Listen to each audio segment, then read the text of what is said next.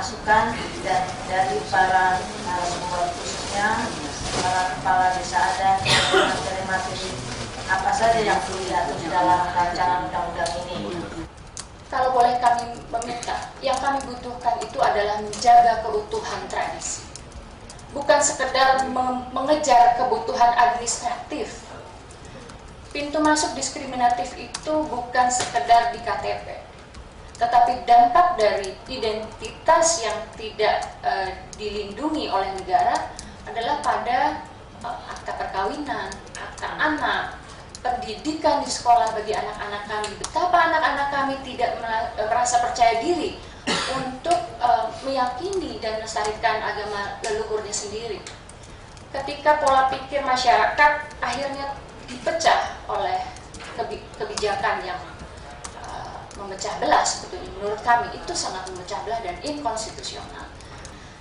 Kami lebih sepakat undang-undang ini langsung pada perlindungan, karena di dalam perlindungan otomatis di situ adalah mengakui.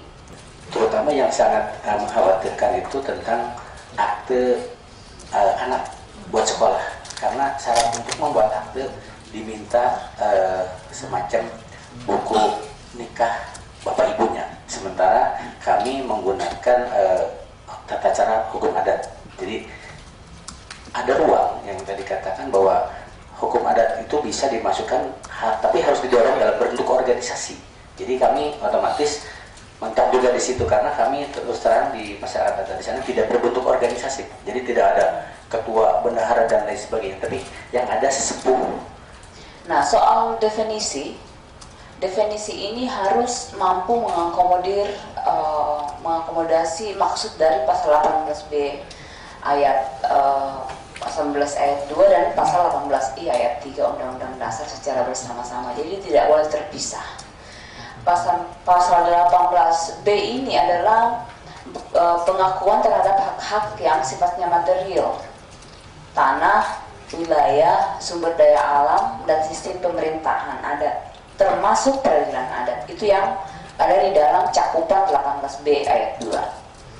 Sementara yang satu lagi adalah pasal 28I ayat 3 adalah pengakuan terhadap hak asasi masyarakat adat atas budaya, tradisi, termasuk spiritualitas masyarakat adat seperti yang disampaikan oleh saudara-saudara kami dari adat. Bisa kita lihat ketika pendekatan sektoral seperti ada kehutanan, ada pertambangan, ada LH, ada kelautan, itu yang membuat negara ini terpecah-pecah seperti memecah kue.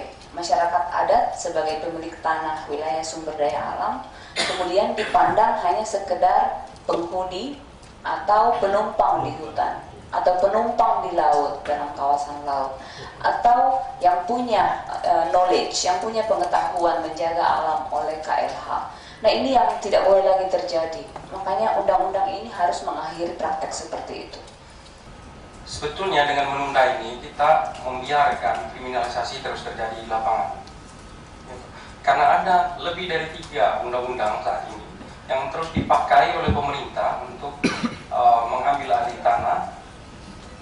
Kita ambil contoh, ada undang-undang pengadaan tanah, ada undang-undang penanganan konflik sosial, kemudian ada undang-undang P3H yang baru di undang-undang P3H ini adalah undang-undang yang disahkan persis setelah putusan MK keluar.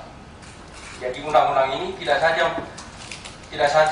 sesuai sebenarnya dengan reformasi hukum di sektor kehutanan, tapi dia melanggar 2 putusan MK sekaligus, yaitu putusan MK tentang 45 tahun 2011 tentang kawasan hutan, kemudian putusan MK nomor 35 tahun 2012 tentang hutan adat.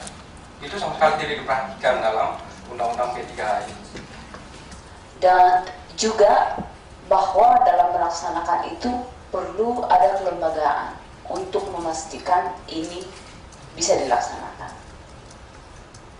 Dan yang paling penting adalah untuk memastikan bahwa konflik-konflik antara masyarakat adat dengan pihak-pihak lain, termasuk dengan negara, dalam hal ini pemerintah, itu bisa segera diselesaikan.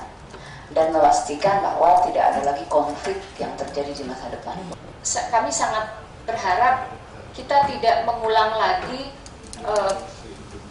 pola mekanisme pembuatan undang-undang yang memang mungkin seolah-olah ingin mengejar target, ingin segera ketok palu, tapi akhirnya ujung-ujungnya di judicial review.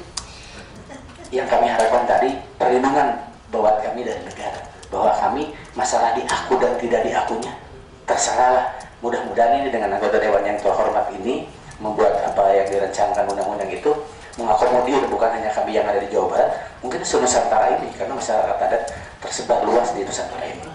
Nah, untuk itu memang undang-undang ini kita harapkan Bapak dan Ibu-Ibu Dewan bisa juga terus-terus berkonsultasi dengan masyarakat adat dan juga dengan organisasi masyarakat adat. Kami juga siap untuk terus-terus memberikan masukan sepanjang itu untuk memastikan bahwa undang-undang ini memang mencapai dan memenuhi tujuannya, bukan justru semakin memikirkan masyarakat adat.